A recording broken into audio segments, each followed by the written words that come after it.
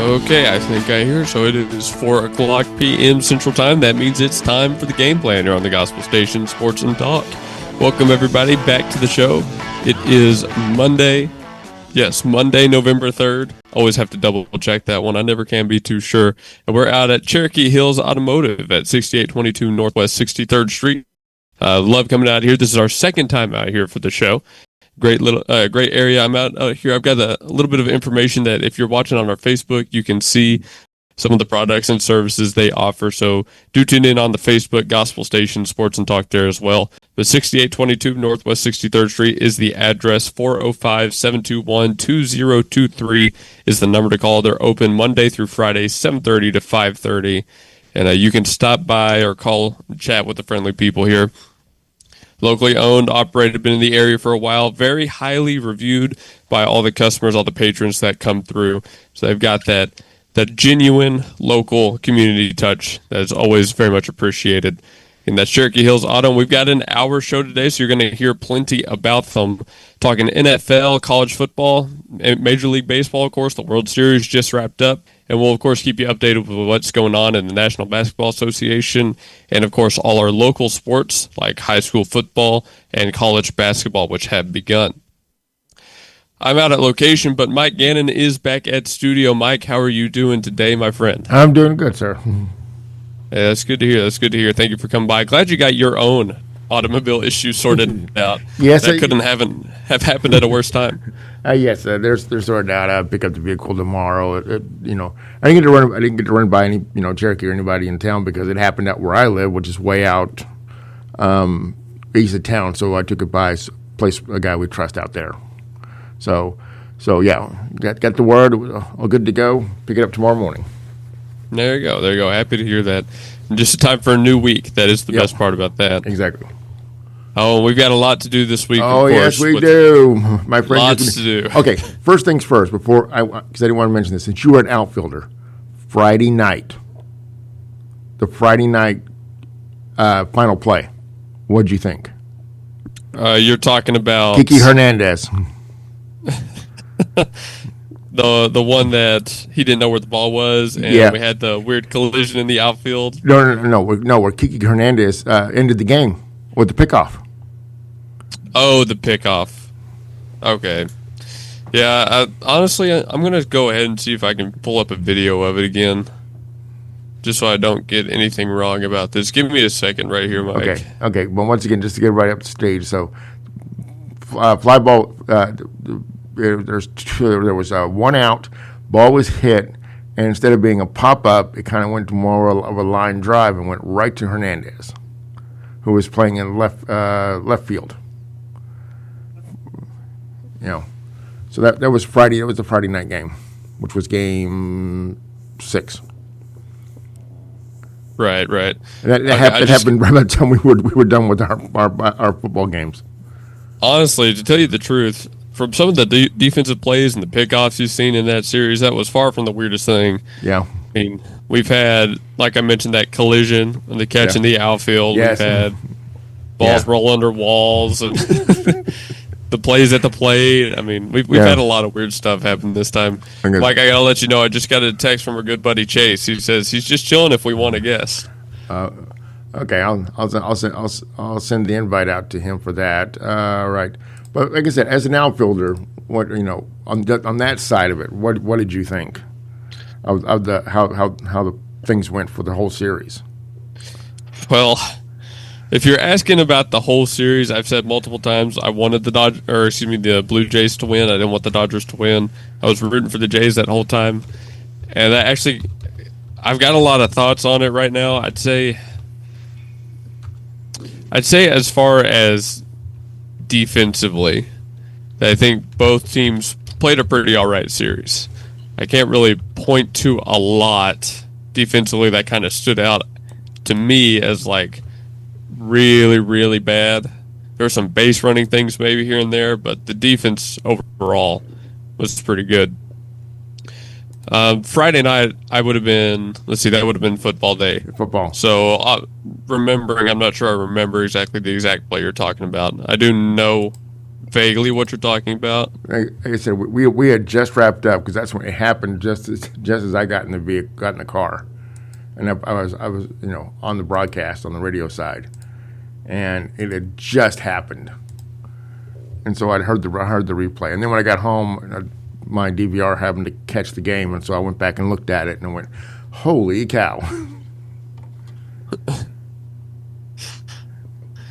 Yeah, I mean, I didn't get to watch it, so I unfortunately didn't miss that one. I can't find a video of it. Yeah, so it's like you said, he got the line drive that was out too, and then he threw it, and then he immediately threw it to second base. I mean, just boom, didn't even hesitate. And the Blue Jay on second base was stepping off and trying to figure out which way to go, and before he realized that he was done, he was cooked. That's what you're supposed to do. Because I don't think he didn't even realize how fast Hernandez was going to react to that. Okay, so now that you painted the picture a little bit more, that is exactly what you're supposed to do as an outfielder. Yes, that's kind of alluding to what I said. There were some base running things that stood out to me as the big issues throughout the series.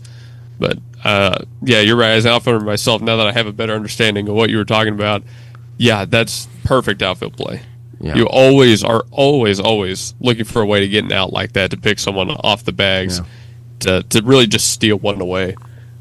That was one of the few areas in this series where I thought Toronto wasn't the better team. Yes. And I know saying better team right now is a very, very weighted sentence that carries a lot of implications. Yeah. We'll talk about that here in a second. I might wait till we get Chase on because I'll have to ask him the big questions. Yeah. Mike, going through this one, this is their third ring in 5 years? Yes, counting the COVID year, yes. Yeah, they're being called the new dynasty, right? Clayton Kershaw, his third ring. This is Freeman's third ring, Hernandez's third ring. Yes. This is Betts' fourth ring, counting his one in Boston. Yeah. Yeah, some of these guys, man, they've been here before, and that was kind of their big advantage, I'd say, going into this series. Still disappointed in the Blue Jays, I'd say. Still disappointed. But, I mean, you got to give it up to some real talent. The question is, with all of this talent on the roster, how did it come down so far to your Will Kleins and your Miguel Rojas and Will Smith, who was just... He caught every pitch in the World Series, by the way. Didn't have a single break. Yeah. Then he hits the go-ahead home run in the final game. I mean, it kind of came down to the guys that weren't the major contracts. No, that's absolutely true. And what was stated in one of the sports broadcasts last night is all these guys, these kind of bench guys who came through, they were all Tulsa Drillers and OKC Comets.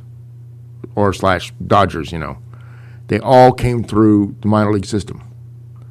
They were either in Tulsa, they were in Tulsa or Oklahoma City, one or the other, or they were in both before they got called up. And I mean, it takes everybody, right? And it takes everybody, and so that was one of the most astonishing things is that the Dodgers farm system, it was great with the previous owner. And now with the current owners now taking over the Dodgers, is this their second year? This is the second year they're running the operation, right? I believe so. Something like that. Yeah. So, I mean, what? That's one of the nice things about minor league ball in Oklahoma. But now with the Dodger organizations, is how well run they run that farm team. Where even you're going to see some people at the beginning of the season that are going to be playing in September and possibly October. Not to say that the Dodgers were completely homegrown, that they didn't have the highest payroll in baseball. Yeah. You went to Japan and got the two best pitchers available, or actually three, right? Yeah, pretty much. You got Sasaki, Yamamoto, and Ohtani. Yes, yeah, and Yamamoto being MVP, which made sense. Man had three wins. Technically, 3 wins. 2 starts, 1 relief. The relief appearance came right after a start. Literally 0 days rest. It was lights out and all of it. I'd say that one is pretty deserved. And he was on the mound when they tied, and so when they took one, and he was on the mound when went back in when they took the lead. Therefore, he got the credit for the win. Yep. And I see Chase has joined us, so I can get kind of into the fun part of this conversation. There's Chase. Chase, before we go to break, we've still got like 5 minutes here. What were your thoughts after the conclusion of the World Series? One of the best World Series we've seen in a long time. Is kind of how I feel about it. I mean, extra innings, going at 18 innings on one day, and then go to extra innings for the for the final Game 7. Dodgers end up having to, you have Miguel Rojas, who hasn't hit pretty much for the last 2 straight months or something, and then all of a sudden he just hits gets it done. And then Will Smith, who, if you guys didn't know, Will Smith has won a World Series the last 6 years. Will Smith has won the World Series. Yeah, Will Smith, the guy who's been on the Rangers, the Braves, the Dodgers. He has won a World Series every year so far. That's kind of crazy. I'm kind of jealous. I kind of want to be him. He has 6 straight rings from different teams, but hey, they won the World Series, so that's pretty cool. So, if you didn't know that, there's your little fun fact of the day. It is kind of nuts. Let's see. It's 6 straight years now. Looking it up real quick. 3 of those were a catcher. 3 of those were a pitcher. All of them named Will Smith. It's crazy how that happens, man. It is crazy how that happens. And when we get back after the break, we're going to run MLB for 2 segments here. I've got to ask, guys, the quote was, the better team lost this series. So I want to get y'all's opinions on, did the better team lose the series? Is the better team the one that wins Game 7? I want to hear your guys' thoughts on that. So we'll give ourselves plenty of time. We're at Cherokee Hills Automotive at 6822 Northwest 63rd Street here in Bethany, Oklahoma, for this episode of The Game Plan, kicking off a brand new week of shows and athletic events. 405-721-2023. Call that phone number. They can. They've got all the different services and products. I mean, they'll take care of tires and oil and literally everything in between, windshield wipers. They've got it all taken care of right here at Cherokee Hills Auto, 7:30 to 5:30, Monday through Friday. Stop by, come visit, say hi to the friendly people. And if you stop by from now until 5 p.m., you might see me here, and you can join on the game plan. So we'll send it to break. When we come back, more about the World Series. Do it best at Evans Hardware. Since 1965, Evans Hardware has provided Midwest City with top-quality home improvement supplies and a one-of-a-kind shopping experience. At 1021 South Douglas Boulevard, Evans Hardware is family-owned and has the right products for every situation, including DIY projects, professional contracting, or quick fixes. Their satisfaction guarantee and quick turnarounds mean you'll always find what you need. So visit Evans Hardware in Midwest City. Or call 405-732-1898. That's 405-732-1898. Evans Hardware in Midwest City. If you're hankering for some real Oklahoma barbecue, then get yourself on over to Earl's Rib Palace at 6816 Northwestern in Oklahoma City. They have the ribs, chicken, turkey, sides, and the cobblers that will send your taste buds on a hoot. No, you need catering or planning your tailgating, Earl's Rib Palace will get you set up. Dine in with friendly customer service or carry out. You're going to savor Earl's Rib Palace. I reckon I ought to give you their phone number. It's 405-843-9922. Making mouth-watering barbecue since 1996. Earl's Rib Palace. C&J Sporting Goods at 6604 Northwest 38th Street has been serving Bethany and the Metro for over 30 years, with 3 generations ready to serve you with the best shopping experience of product knowledge and customer service anywhere, with a wide selection of guns, ammo, ear and eye protection, law enforcement equipment, hunting, camping, and survival gear. If they don't have it, they will order it for you. Veteran owned and family operated. Call 405-789-8102. C&J Sporting Goods. Tanko Mechanical, Electrical, and Plumbing is a commercial and industrial contractor. They offer end-to-end client experience that includes seamless communication, budgeting, staffing, on-site organization, and its solid quality handiwork every time. The past projects include both new construction and repairs and restoration. Occupied and fully operational job sites are never a problem. They can also plan, manage, and build multi-phase jobs. We are a turnkey plumbing, electrical, HVAC, and mechanical contractor. Tanko Company, give them a call at 405-255-7804. Again, that's 405-255-7804. Tanko. Your home and your car are more than just things. They're where you make your memories, and they deserve the right protection. At Blake Nightingale State Farm Insurance, well, he gets it, and that's why he's there. For your home, life insurance, car, and more, call Blake Nightingale, 405-728-1313. Blake Nightingale State Farm Insurance, 7304 Northwest Expressway. Like a good neighbor, Blake Nightingale is there. State Farm Insurance. Break. We're here on the game plan on this Monday evening. Cherokee Hills Automotive is our venue for the show today, 6822 Northwest 63rd Street. Locally owned and operated right off of Rockwell.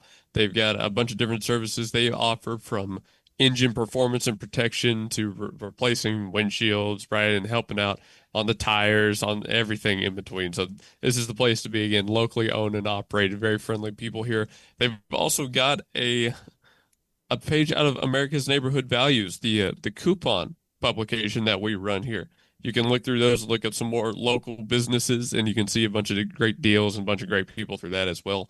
So thanks to Cherokee Hills Automotive. Now we're into segment number 2, where we're going to keep talking about the MLB in this World Series that just concluded. Because, guys, not only do I have some stats for you, I have some questions. And I'm glad Chase joined me for this show, because I'm going to ask the big ones as well. The quote that the better team lost this World Series has had a lot of feedback online, let's say, including Kike Hernandez himself, who was not too thrilled about it, who kind of took a jab at the guy who said it, and I won't name names there. But my question to you, both you, Mike, and Chase, did the better team lose this series? I mean, if we're looking at it, looking at the stats, right, the Dodgers pitching was worse. They had a higher ERA. They gave up more hits, more runs. They had less strikeouts. The Dodgers bats were worse. They had a 203 team average, 364 on base percent, or excuse me, 364 slug, and a 658 OPS. On both the pitching and the offensive side, they actually performed worse than the Blue Jays. So statistically, it seems like the better team did lose. What are your thoughts on that? Chase, go first. I don't know if I really agree with, the stats go one way, but you also have to really look at it. I don't think this was a game based on who was the better team and who was the better situated. The Dodgers, obviously, they have the more stacked roster. They're the ones that have spent more money than anything, and they're the reason why people think that baseball needs a salary cap of luxury expenses, things like that.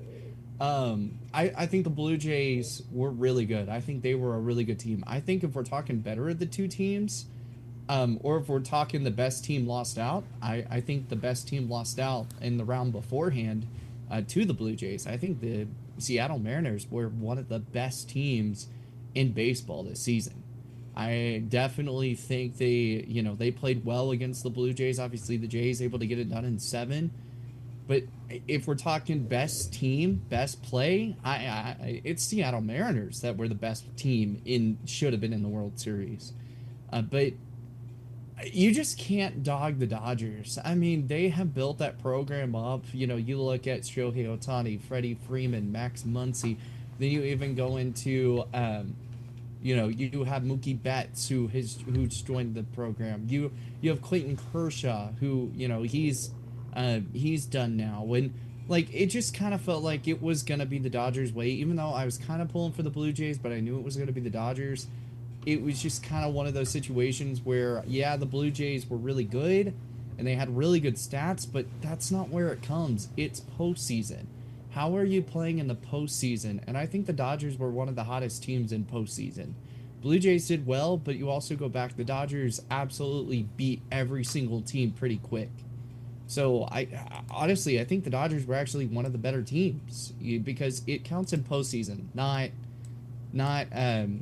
regular season. Once you make playoffs, it's a whole new ball game. It's like when people say, you make football playoffs and you're 0-0 because now you got to be 1-0 to move on, right? You have to win every single game in order to win that state championship. I think it's the same way for the playoffs. I think the Dodgers were the better team in postseason. To Chase's point, Dodgers on the way to this World Series lost one game. They lost 3 in the World Series, but won it all in the end. So that's, 4, 8, 11, 13 wins to 4 losses for the Dodgers in this playoff run. That's pretty hot. That's a pretty hot team. That's what I'm saying. It comes in the postseason because that's when teams actually show up as, they make their way, they make their mark, try to get to the postseason. But once it's postseason baseball, it's a whole different animal. You see upsets, but you didn't see one with the Dodgers. The Dodgers beat the teams they should have beat. The Dodgers also absolutely just wollywopped every single team that they really faced on. Like, it's just one of those things where you kind of really have to go back and you have to focus and you have to go look. What makes a good postseason baseball team? It's a team with depth. You look at Yamamoto. He came in the game 6, and then he pitched in game 7 to close it out. You look at Shohei Ohtani. He was able to pitch again this year. He was able to hit. His bat was hot. I mean, the best team won. And I will go with that because the best team is the team that shows up in the postseason, and I believe it was the Dodgers. Mike, what are your thoughts? I'm with you. I think it was extremely close between these two teams. It seemed like it was definitely the Dodgers looked like they were going to come out of the National League, either them or Milwaukee, and they survived that. And then you had the Blue Jays. So think about what happened. First game, Blue Jays blow them out of the water. Second game was the 18-inning marathon, and everybody was on deck for that. Kershaw had to go in and pitch and get them out of a jam in that game. So that's one for the Dodgers. I think it comes down to Yamamoto. Yamamoto was the one that shut him down in game 2. He was the one that shut him down in game. When he come back, was it game 6? Yeah, game 6. That was the 2 victories they had, plus the marathon game. So, if the Blue Jays had won that 18 inning marathon, they would have won the series. But they didn't. The Dodgers bullpen was able to hold on. I mean, the redheaded pitcher that came in and did 4 innings, who came out of Washington in single A ball. What was his name? Which pitcher was I know it? who you're talking about, but I can't think of his name right now. Are you talking for Dodgers or Jays? Dodgers. The one who had 4 innings, Klein. The one who came in and he ended up going 4 innings. He was a rookie. 4 innings. That is I don't think that's ever been done. So, the Dodgers had it on that one. So they were perfectly evenly situated, and it came down into the 7th, the final game, the 7th game, and Yamamoto had to come in and, save them. And then they got that, they took the lead. Yamamoto came back, so he got credit for the victory. And I think that was just the difference. I think Yamamoto was there. I mean, this is a perfect example of a MVP going to the most deserving player, was because without Yamamoto, they wouldn't have won this thing. They probably would have lost in 5. Yeah, I agree with you there. That guy pretty much single-handedly saved them on multiple occasions. Because their bats went cold. The World Series. As soon as they got the World Series, their bats went cold. Yeah, see, that's what I go back to in my personal opinion. When I say, did the better team lose, I think, yes, the better team lost this one. The Dodgers, a team whose production is limited to a third of the lineup, I can never call them the better team. In every metric, Toronto performed better. And although those stars that LA relied on are good, they got lucky more than they performed well in a lot of cases. Or maybe, honestly, it was just the Blue Jays getting unlucky and not performing. See, I ask, did LA win this or did Toronto lose this? Did they? No matter what you go to, the Dodgers are going to get the ring, right? They won Yeah. the World Series, and you can't take that away. But my question is, this was always Toronto's World Series to lose, in my opinion. So One thing I love that Fox did was they started putting up left on base. yes, And I noticed and the that, box and score Toronto that was was bad. that told the story right there. That told the story right there. The left on base stat and Yes. Toronto, that was the one big issue, was left on base, runners left on, especially in scoring position. They were bad at it.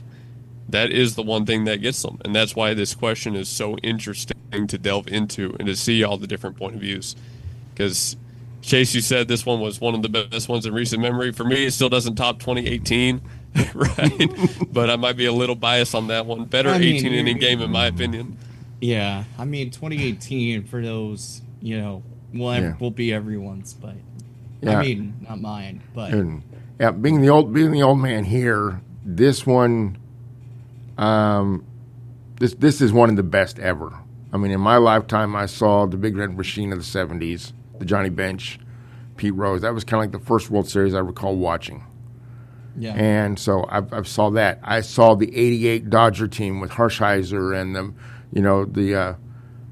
the natural incident problem in the ninth. I saw the Mets, Red Sox '86 behind the bag. I saw that live. So let's see, and then the New York Yankees run with Jeter. This World Series is probably up there. It's got to be. It's at least second best that I've seen. yeah. No, it was. It's second best. The best one for me was Cleveland Cubs 10 years ago. That was the best World Series I'd ever seen in my lifetime because it got to the end and it was dueling curses and a rainstorm came through. I mean, I literally said that to a friend of mine who was a diehard Cleveland fan. I said, I can't believe this, man. We got dueling curses. These guys are going extra innings. Nobody can put this game away, and a rainstorm is coming. So that one was the best one in my lifetime, but this one is the second best. Yeah, I would agree. And back in, one of the better ones was when St. Louis won their World Series, the last one they won. I think that was a really good one, but I think this one tops it all. I mean, you have extra inning games. You have an extra innings into Game 7. You have a player that and as I said earlier, you have a player who hasn't hit the ball for the past 2 straight months, comes in and delivers. Puts him to where you've got now you go all the way to the 11th inning because nothing really happened in the 10th. Miguel Rojas, he is literally he had what was it? He had 10 at bats for postseason. I'm sorry, you have 10 at bats, you play in 3 games, and you struggle. You're batting a 200 average, and all of a sudden you just come in and you wallywop one out of the yard. I mean, I'm just saying, that's really big. That's really cool. And then you have obviously Will Smith hit the solo shot to take the lead to get the win. But this was a great World Series. I don't know if there's going to be a World Series that's going to be able to top this. I really don't. I think it's going to be a while before we see it. Especially because we start seeing a lot of teams start doing what the Dodgers are doing, which is building super teams. I mean, when you really look at it, Kershaw's gone. So the question is, who's going to replace him? Who's going to be that next person? Who's going to be the next person that the Dodgers go get to really make this team even more elite? They got him in the bullpen, the redhead who went 4 innings. Him. Mm-hmm. I think it's him. I don't think they're going to have to find anybody. I think they're going to trot him out at the beginning of the year and see if he can handle it, and if not, they'll find somebody at the trade deadline. If we're talking pitching wise, the Dodgers are the most sufficient in pitching. They have the best pitchers I would say in the MLB, because that is what they've really built their team on. They built their team on pitching. They haven't really built their team on, a lot of power hits, but they do have that. Yeah. But pitching wise, it's one of the best. I mean, you have an ERA of 3.954 for the whole playoffs. 3.954 for an ERA for your whole team for the playoffs. I'm sorry, but that's impressive. That's really good. That's really good for 21st century ball. Very good for 21st century. For 21st century, that's very good. Very good. Especially because you have people literally hitting the ball out of the yard left and right. Yeah. People's batting average has skyrocketed up so many different times. And there's so many different ways to learn how to, to take on certain pitches, to take on a curveball, to take on a screwball, to take on a changeup. Because we have VR systems now. We have analytics in batting cages now for these MLB players, so they can learn all different ways, which is why batting averages are skyrocketing. That's why we have more. We have seen a lot of higher batting averages now than what we've seen back then. Right? Like this has been it's very impressive in the 21st century to get a 3.9. That's impressive. I'm sorry. That's that's a great ERA to have. It's fantastic. And the amount of innings pitched was 73. What? That was in the World Series. Yeah. Yeah. Like it's crazy. Well, we got to go to break here. We're about halfway done with the show. This is the Game Plan on the Gospel Station Sports and Talk, both online and on Facebook. We're at Cherokee Hills Automotive for this show, 6822 Northwest 63rd Street here in Bethany, Oklahoma. Call 405-721-2023 to get a hold of them. They accept both credit cards and contactless payment. So they've got a bunch of different ways to, get your payments in order and to help you out here. So we got to go to break, but we've got another 30 minutes on the show left where we're going to get into some other sports from around the pro environment and local environments. So stay tuned for that.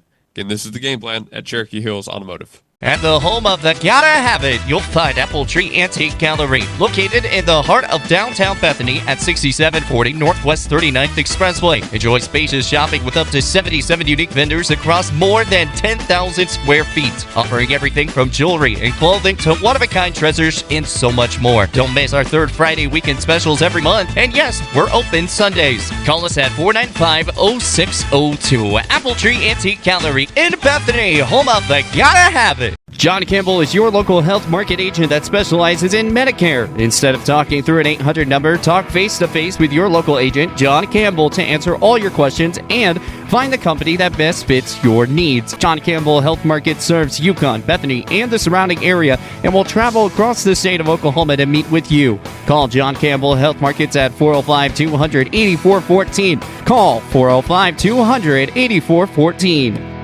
Grandview Windows and Doors is a proud sponsor of the Bethany Broncos and a part of the community serving all of Oklahoma City area with a mission to provide our customers exceptional window and door solutions. Locally owned and operated, Grandview Windows and Doors is your window and door specialist. Drop on by our showroom to get the latest colors, styles, and special pricing just in time for the fall.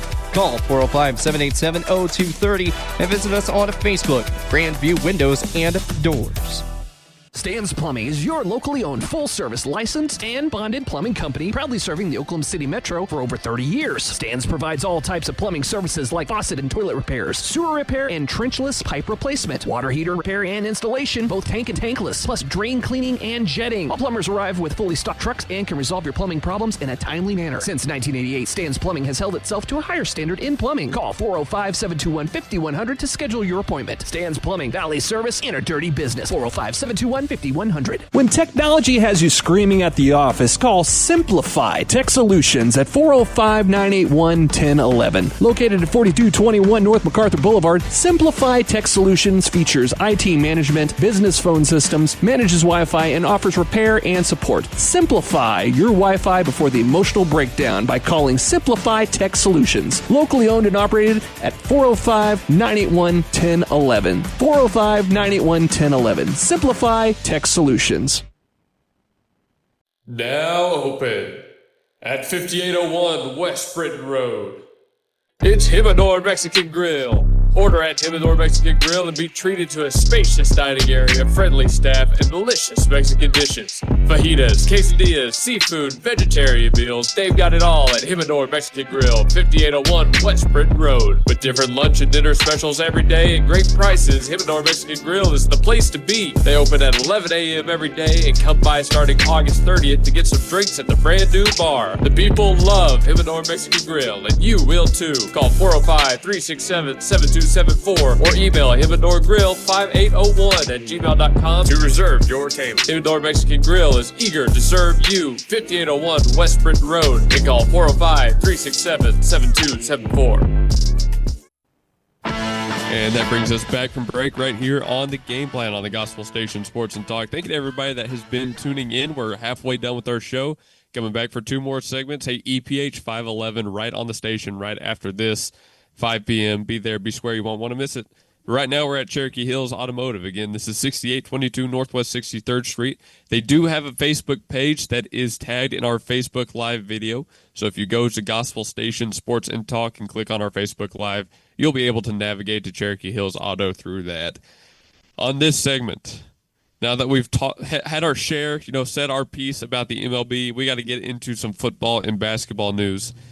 Chase, you run your own podcast. You do your own stuff. And on it, one of the things you've been talking about recently has been all the head coach and athletic director firings that have been happening around college. Well, my friend, we've got 2 more. And I'm sure you already know. It's never going to end, man. I'm telling you right now, the whole situation was, as soon as Mike Gundy got fired, no one was safe. No one was safe. And I know people are like, well, it was Mike Gundy. He's been there for 20 years. That's the point. He was there for 20 years. Floodgates are open. Seasons. That's what started this whole thing. Brian Kelly, he gone. There's going to be more. I guarantee Mike Norvell could be gone here soon. No one's safe. Hugh Freeze, he's fired. Gonzo. I'm impressed that Matt Rule just got hired on for an extra, extension of a couple more years. That was really cool to see. I'm glad we saw someone actually get hired instead of fired. That was super cool. But no, this has been a weird year. And, as an Oklahoma State fan, but then as a broadcaster in this situation, it feels like even though there's so many coaches firings, everyone's like, oh my goodness, Oklahoma State has such a good option to they have so many coaches they can pick from now. That's not the case. That's if you ever thought that was the case, just go ahead, change your mind, and don't think about that. Because as much as I want to say Oklahoma State is a premier job, it's not. And I think whoever comes in at Oklahoma State will be someone that's probably coming up from the ranks, maybe coming up from the D2 level, maybe from the FCS. That's who's going to end up coming, or it's going to be Zach Robinson coming as an offensive coordinator. It's going to be one of those situations. We're not going to get James Franklin. We're not going to get Hugh Freeze. We're not going to get Brian Kelly. It's just not going to happen. And then you have a Florida job that's wide open, and they're starting to talk to other people. And I'm telling you right now, even though people are like, oh, Mike Gundy's never going to coach again, I guarantee you he's going to coach again, and he's probably up for some of these big jobs that were opened, from LSU to Florida to Arkansas. It's going to be an interesting year. I will take back a little bit on my comment about Brent Venables. He got the job done against Tennessee, but I still don't believe any coach is safe. I still don't believe it, but I also do believe with Joe Castiglione retiring in 2028, I don't see anyone getting fired in that coaching staff unless things go haywire. So I'll back off the Brent Venables train for a little bit. They got a big win against Tennessee this past week. I'll give them their flowers. I still don't think any coach is safe. So, but that's kind of where I'm at. Yeah, I watched an OU game. I was a little bit wary of it, but happy to say things went our way. Yeah, Auburn firing Hugh Freeze, 6-16 in the SEC over 3 seasons, 15-19 overall. Sub 500 is not going to get it done at a school that wants to be a power. Maryland is parting ways with head coach Mike Locksley. They just took a blowout homecoming loss to Indiana, and apparently that was the final factor in that decision. So he's gone too. See, that's kind of hard because Indiana's so good this year. They're 99% to make the playoffs this season. Well, do you think it's the fact that it was a blowout? No, I just think it was. I mean, you get into these situations where it's a blowout loss, but you're taking on the number 2 team in the country. What do you expect? Yeah. What do you expect? It's the same way that I said about with Oklahoma State against Oregon when they got absolutely wallywalked in that game. What do you expect? They're the top 5 team in the country. Did you expect Oklahoma State to go in there and win? Or I already had a 30-point loss going into that game. Yeah, Oregon. You're right. Oregon's. When Cristobal left, everybody thought, well, maybe not. But then Lanning's taken over, and they're still right there at the top. So it was like, they're gonna get killed. Yeah, they're so good. And Indiana being able to take down Oregon at Autzen Stadium, I'm sorry, that's a hard place to win at, and they did it.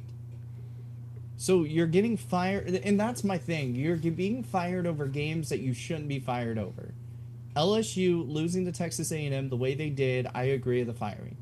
Texas A&M was really good this year, but also you do not get blown out in Death Valley. I don't care if it's your first loss as a head coach there in Death Valley at night, which it was for Brian Kelly. He's never lost in Death Valley until to Texas A&M. Called that game, by the way. But you have to sit there and you have to really recognize it's just like, it's not, if you're playing a top 10 team and you're having a really bad season and you get blown out, I'm sorry, you should get one more game, especially like if your next game is, say, against like NC State or playing against Colorado State or Utah or any team that like you really think you guys have a chance to win. I think that would be the only way. Obviously, they're in the Big Ten, so think about like Maryland and Rutgers or Maryland taking on Penn State, because guarantee you Maryland and Penn State, they could have been a chance for a win there. You just kind of have to look at it in those regards, in those situations. Like, I don't know if they've actually played each other this year. I'm just kind of speaking as in like hypothetical terms of saying like this game should have happened instead of going off of a straight blowout loss. But we're also in an era that if you're not winning games, you're out. There's no more loyalty. There's no more loyalty. See, that's what I think it is. I think if everybody's in win now mode, if you're not finding success currently this season, then you're going to run into some trouble. And speaking of a team that just took a bad loss, let's talk about Miami, Florida, with a loss to SMU 26-20 in overtime. Yeah, I don't understand how. Miami was supposed to be one of those teams that was supposed to be really good this year. They have kind of fallen off the gravy train a little bit. Their hopes of making playoffs are vanishing very rapidly. I see. Here's the thing: you lose that game super late in the season.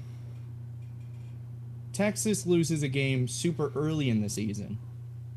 Loses 2 straight games early in the season, right? They're already back up in conversation for the playoffs. Yes. Yeah. Early losses are always weighted better than late losses. Yeah. Always. If you're going to lose, you want to lose early. You don't want to lose late. You lose late, you're done. You're done. Like, yeah. There's nothing coming from it. You're not going to make it. That's basically Tennessee's situation after losing to Oklahoma. Yeah. Yeah, Tennessee's probably done. I mean, there's a chance Oklahoma makes the playoffs, but it's like a 34% chance, but they've got to take on Alabama next. Then then they have LSU, which I don't think LSU is going to be much of a problem now because Brian Kelly's gone. Like, and that's the situation when you really go back with LSU. Brian Kelly had really winnable games coming his way. And they really, and they were going to make a bowl game. Like, I don't understand. Like, I don't understand the reason for the firing. Like, bowl games aren't it. Top programs aren't going to settle for bowl games. No. I mean, you're right. I mean, not the way it is now. It used to be. Bowl games used to be the top tier thing. Yeah, you make the national championship for the BCS, but then bowl games were it. If you got like 20 bowl games in a row, you're kicking butt. You're doing everything you need to. if you're bringing money into the program, that's what you're supposed to do, because people wanted to go to bowl games because they get all these perks, all this stuff. And then if you win, you get money into the program. That's the whole thing. But because we have the playoffs now, everyone's like, you got to be a top 12 team or you're done. You're out. You got to be a top 12 program. You even look at the group of 5 schools. There's so many group of 5 schools this year that could actually knock out the Power 4. If they actually would rank those group of 5 schools the way they should be, they would knock out some of these Power 4 teams. Yeah. And I know that's a super hot take, but it's just, it's one of those regards that Power 4, because I'm not counting the Pac-12 anymore, because you have a Power 4 situation, those Power 4 teams automatically really always get in. Because you have the Big 12, there's like multiple teams that are up there in conversation for the playoffs, sitting pretty good. Big 12 championship, obviously the Big 12 championship winner gets in. Group of 5 champion gets in, hopefully, depending on where they're at ranked. I think the group of 5 teams are really getting pushed aside when it comes to these playoffs. Because I think there's so many group of 5 teams out there. I don't know. They can't handle an Alabama. They can't handle, an Indiana. They can't, in those situations. But in the first round of the playoffs, if they take on like an Iowa State, a Texas Tech, a Utah, I know I'm just naming Big 12 schools. Yeah. They took on like a team like Vanderbilt. If they could have, take on a team like Tennessee, they could actually fight for a chance. You look at USF. They're a great team. But they're not getting a lot of recognition the way that they deserve it, right? Yeah. So you look at that team. Then you go to the other American Conference, or to the other side of it, and you look at Navy. Navy's another really good team. You look at North Texas. They're a really good team. But they're not getting recognition the way that they deserve, because all really people care about are the Power 4 or the Power 5, if you really want to make another conference a Power 5. I think the next Power 5 school is probably going to be the American. Like the conference-wise. I think it's going to be the American Athletic Conference. I think that could be the next, if we call it Power 5, I think that could be the next one. Because you look at the teams that are in the American Conference and look what they've done. It kind of feels like that's kind of the way we're heading. And if that happens, then that's going to change the game completely. Yeah, but what do you do about the Atlantic Coast, the ACC? They would still be in it. No, are you really? How much longer do you think they've got? It looks like Clemson's about ready to fall apart. What's the over/under on Dabo making it to Thanksgiving? Yeah, no, I agree with you. I think the ACC is falling apart like wildfire. Yeah. I don't think they're just not as good. I really think the American Conference should actually jump the ACC. Yes, I'm with you on that.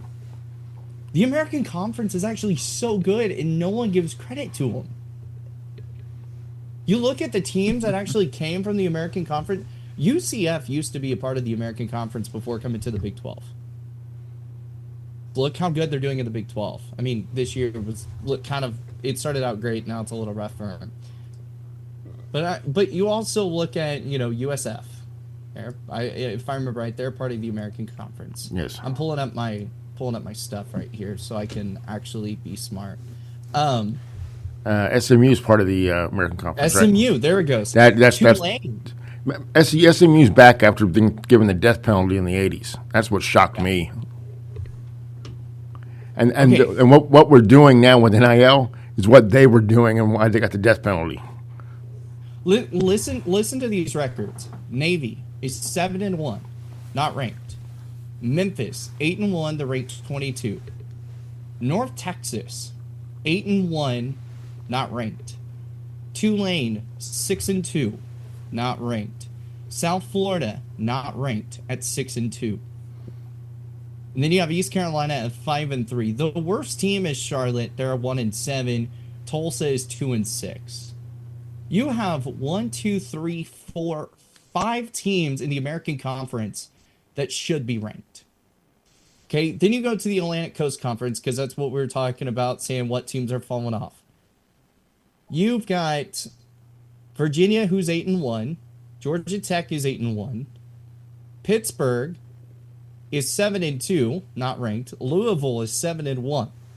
SMU 6-3. If you take those schools, pack it on with the American Conference, you take the bottom four schools, bottom five schools out of the American, switch it, the American Conference becomes the new Power Four. You can throw Clemson in there, maybe throw Florida State in there, but Florida State's got to get a new head coach quickly, or else that's not gonna be the case. Or you do this, you finally allow some more FCS schools come in. You bring in Montana State. Then you even go as far as bringing South Dakota and North Dakota State into the mix. North Dakota State, the reason why those two schools are so good is because everybody that moved up there to work in the oil fields came from Texas and Oklahoma and Louisiana. And it's their children and some of their grandchildren because they all moved up there and they've stayed there. That's why suddenly they got so good. It's like suddenly got this infusion of high quality football DNA. That's what that is. Yeah. Well, remember the risk you run saying all this, because this whole time, Chase, you've been talking about this, and my mind is just going back to 2021 Cincinnati being given that Final Four spot and then being destroyed by Alabama. That didn't help anything. You run the risk of having a repeat. It didn't help anything, but also that was their first situation, and now look at where Cincinnati's at now, right? They're in the Big 12. With that one berth, their program all changed. Right? They're in the Big 12. They're at number 20. They're ranked 25th. They're third in the Big 12 conference right now. Third. They're 7-2, 5-1 in conference play. They have a chance to make the Big 12 championship. Then you have BYU and Texas Tech. If you look at the other teams, look at Houston. Houston used to suck. Now they're all the way up. If you look at UCF is not a great example because they're not doing great this year. But if you look at a lot of the Big 12 schools, or maybe even going from the Pac-12 schools with Arizona State being up there as well, they won the championship last year. Everything has changed. I think everything just needs to be fully restructured. I think the FCS, there's schools that should be FBS programs. And I also believe that the FCS programs, once they join the FBS, they shouldn't have to wait 2 years in order to get into postseason play. They should be able to get in postseason. If they're going to go 6-6, or if they're going to go undefeated in their first year of the FBS, they should be able to make the playoffs, right? Like there shouldn't be any changes in those regards. I mean, you look at teams like James Madison, who was a team in the FCS, and now they're in the FBS, and they have literally looked really good. I mean, I could just keep going on and on. There's so many good teams in the group of 5 that don't get talked about. James Madison is 7-1 in the Sun Belt Conference. Yes, I know it's the Sun Belt, but if they really wanted to, I think James Madison could move up to like a Big 12, could move up to the Pac-12, obviously the Pac-12. Could move up to the ACC, could move up to the American. They could move up anywhere they wanted to. Because that's how built that program is. So, well, sorry, I know I just went on a little rant, but I'm just saying, like, that's just kind of how I feel about it. You're good. We're going to take this right to the end of the show. Now, the one caveat that always pops back in my mind is that it's really easy to look really good when you are playing against weaker teams that wouldn't make it. When some of those games that put you at a 7-1 record, right, are against admittedly weaker opponents that wouldn't stand much of a chance. I mean, James Madison, right, they played Louisville, which was one of the bigger games at the start of their season, and lost that one. Mm-hmm. That was their loss. And then since have beaten a bunch of other teams in their conference, no one quite back to Louisville's or another, bigger conference, I guess you'll say, standard. Yeah. So I will agree with you that I thought the AP rankings could probably use an update or a restructure for a while here, and I think expansion of the playoffs is a step in the right direction. But how many of these teams should get in, I don't know about that. I think the people that vote for the AP, and it's so funny because I'll look on TikTok and there's an AP voter that doesn't know what they're talking about. I think the people that are voting in the AP polls really need to be adjusted. I think we need to go back to a clean slate, figure out who actually knows what they're talking about, because I've looked at so many people that are actual AP voters to actually get to vote, because it's a group of people. It's not just like one person who's voting on the AP. Like, it's a whole bunch of people that are voting, but I think we've gotten to a point where there's some AP voters that are literally just voting for their teams to get into the top 25. Even if they're not doing good, they're voting to get in there. I really think, and I highly suggest, that the AP really needs to be reevaluated. New people need to get in there. It doesn't need to be like, and I kind of want to figure out how to be a part of being an AP voter, and then really kind of like diving in and researching on like how does that even possible to like do that. You know, it's kind of like the Heisman voting situation. To be a Heisman voter, you know, they ask a lot of people, but it's also like, if you have a favorite player, then obviously you're going to vote for that favorite player. I don't think it's as fair as what it used to be. And I don't believe the computer system was even fair. Like that, the BCS stuff, I'm glad that went away, because, you know, that ruined a lot of teams' chances to make national championships or to make New Year's Sixes or to, you know, make some really good bowl games in those regards. There were a lot of teams that got snubbed, which is why we have the playoffs. So those are just kind of my thoughts about the whole situation, but I think everything needs to get really absolutely reworked. If we're going to rework this NIL stuff and we're going to put everyone with, you know, certain amount of money for each thing, I think it's time we rework everything in college football. No, big sweeping changes are definitely coming. Mike? Chase, one thing to piggyback, I was saying, we got rid of the computer. You go ahead and say it. Mike Gundy would probably have a national championship if it wasn't for that computer. He was denied. He was denied his shot because of that computer, and it went out like 4 decimal places that denied him that. He 100% would have had one, or if the officials would have called the Iowa State field goal good instead of saying no good, and then coming back like 5 years later and saying that the field goal was good. Well, 5 years later doesn't do anything. It doesn't give us a championship. Doesn't do anything. So. No, that it's very frustrating because Mike Gundy should have a national championship. I 100% agree. Oklahoma State in 2011 was absolutely the best team in the country in 2011, and I think they would have gone down in the history books as still one of the best teams that has ever played, besides the good run from LSU and Joe Burrow and that whole situation. But that I still think it was, and this isn't coming just from an OSU fan. This is coming as like a broadcasting standpoint. Oklahoma State was rebuilding each and every year up until that 2011 season when they got Brandon Weed and Justin Blackman, adding in, I think Desmond Rowland was in that mix in that time. But it was such a good team that literally it just got snubbed right there at the end. Quinn Sharp was a really good kicker, good punter. You also had Dan Bailey wasn't on that year. I was trying to remember, but no, it was definitely a snub year, and I hate to say it, but it was Mike Gundy would have a national championship under his belt. Do I still think he would have been fired? Unfortunately, yes, but he at least would have a national championship under his belt. Chase, we're going to have to save the rest of this college talk for your show coming up soon. For now, we've taken this right to the end of the game plan here at the Gospel Station Sports and Talk. We've been at Cherokee Hills Automotive for this show. Thanks to everybody at Cherokee Hills. And thanks to you, Chase, and you, Mike, for coming on and doing this show with me. It's always a lot of fun. Of course. Thanks for having me. Always. Thanks. All right. One more time, Cherokee Hills Automotive, 6822 Northwest 63rd Street.